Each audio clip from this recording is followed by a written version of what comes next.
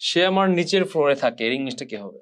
জি, আমরা জানি সেই শব্দের মানে হচ্ছে কি, এরপর আমরা তাকে কাকে নিয়ে আসবো, থাকে কি নিয়ে আসবো, কারণ থাকে শব্দটা কিন্তু বর্তমান কালকে বর্ণনা করতেছে। তো ইংরেজি ভাষার নিয়ম হচ্ছে বাক্যের মধ্যে যে শব্দটা কাল বর্ণনা করবে সেটাকে আমরা কি সাবজেক্টের পরে নিয়ে আসবো। সুতরাং এখানে আমরা নিয়ে আসবো কি লিভ, কিন্তু লিভ হবে না, অ্যাজ যুক্ত করতে হবে, কারণ থার্ড পারসন সিঙ্গুলার নাম্বার। ওকে, আচ্ছা, আই ছাড়া ইউ ছাড়া পৃথিবীতে যত একবচন আছে সবার সাথে আমরা ভার্বের সাথে এস বা ইএস কে যুক্ত করে থাকি।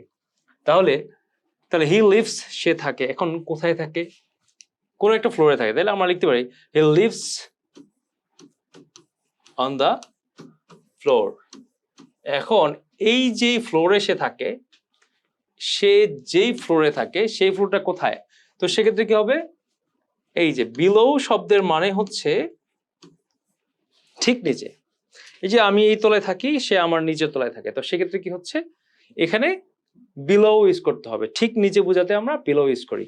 তো তাহলে কি হবে, হি lives on the floor below. এখন কার নিচের ফ্লোরে? আমার নিচের ফ্লোরে। তাহলে এখানে লিখতে হবে কি মাইন। মাইন দ্বারা কাকে বোঝাচ্ছে? মাইন দ্বারা আমি যেই ফ্লোরে থাকি সেটাকে বোঝাচ্ছে। সুতরাং হি lives on the floor below mine. আমি যেই ফ্লোরে থাকি আমার সেই ফ্লোরের নিচে সে কি করে?